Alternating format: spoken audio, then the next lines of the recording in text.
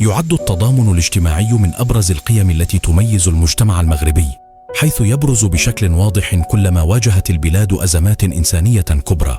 وقد كشفت عدة محطات في السنوات الأخيرة عن مستوى عال من التلاحم الشعبي تجاوز الاختلافات الجهوية والاجتماعية ليؤكد وحدة المجتمع في أوقات الشدة.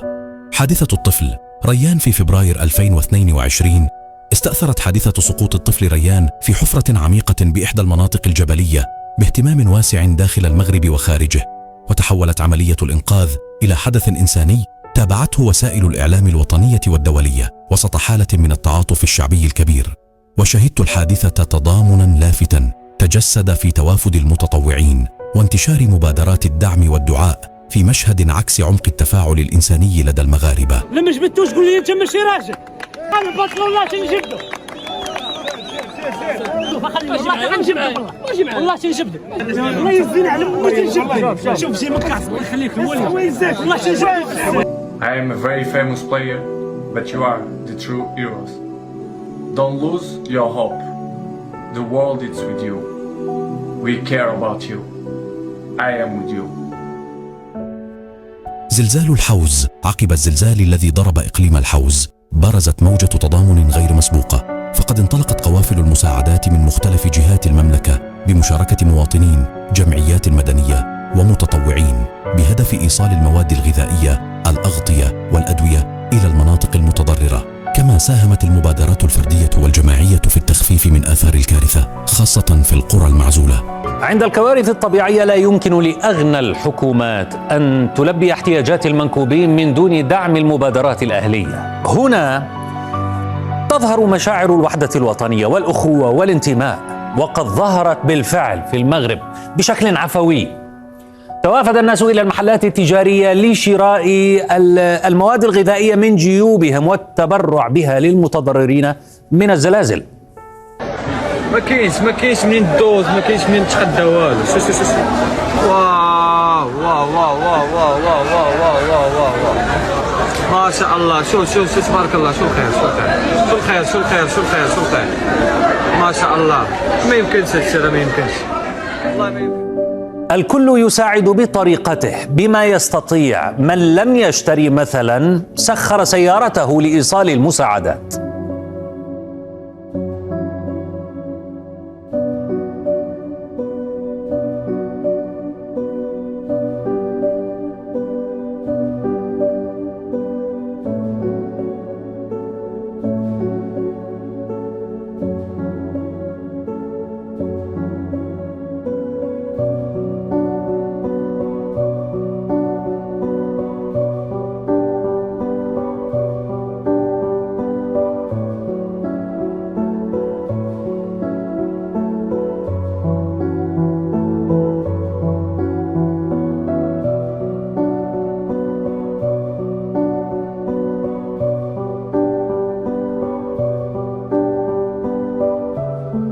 هاي تاهي، هاي شارجيه الحليب تاهي تبارك الله ودانون.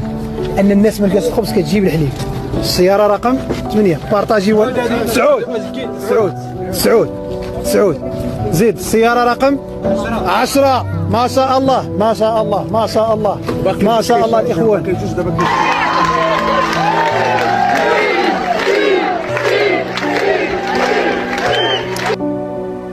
فيضانات القصر الكبير. وخلال فيضانات القصر الكبير جدد المغاربة تأكيد روح التكافل الاجتماعي، حيث شارك المواطنون في عمليات الإنقاذ وفتحوا منازلهم لإيواء المتضررين، إلى جانب تنظيم حملات دعم لمساعدة العائلات على تجاوز تداعيات الفيضانات.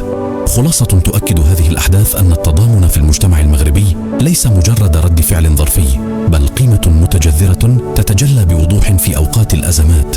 فعندما تواجه البلاد محنا إنسانية يظهر التلاحم الشعبي كعامل أساسي في الصمود، ويعكس صورة مجتمع متماسك يقوم على التعاون والمسؤولية المشتركة. نفذت السلطات المغربية عمليات إنزال جوي شمال المملكة لإيصال المساعدات الغذائية جوا بواسطة المروحيات لفائدة المحاصرين بالمياه في إطار تدخلات عاجلة لضمان سلامة المتضررين. وقد أسفرت هذه العمليات عن إجلاء ما يزيد عن 154 ألف شخص موزعين على أقاليم القنيطرة وسيدي قاسم والعرائش وسيدي سليمان. هذا فيما غادرت الأغلبية العظمى من السكان مدينة القصر الكبير في إطار التدابير الاحترازية. على مستوى إقليم القنيطرة غربي البلاد نتواجد تحديدا بأكبر مركز لإيواء النازحين بالمناطق المهددة بخطر الفيضانات. هذا المركز يضم أكثر من 7200 خيمة ويتسع لأكثر من 38 ألف شخص بما يمثل أكثر من 7000 أسرة، وهي أرقام للإشارة تبقى مؤقتة على اعتبار أن أعداد النازحين المخيمة تستقبل المزيد في كل مرة من أعداد النازحين، كما تقام الخيام تبعا طبعا لهذه الحاجة البشرية التي تتوافد على هذا المركز الذي يقدم خدمات متنوعة، بينها طبعا وعلى رأسها ما يتعلق بالمساعدات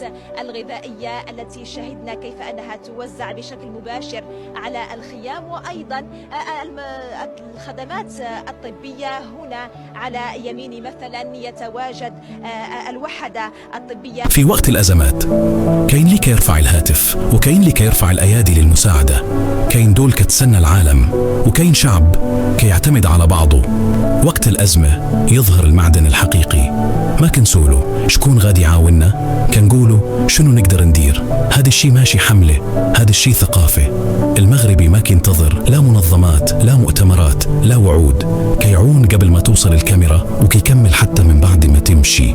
الجار هو الأخ، البلاد عائلة والوجع واحد. المغرب ما كيوقفش على المساعدات، المغرب كيوقف على أولاده. وفي وقت الشدة المغاربة كيثبتوا إنهم أقوى من أي أزمة.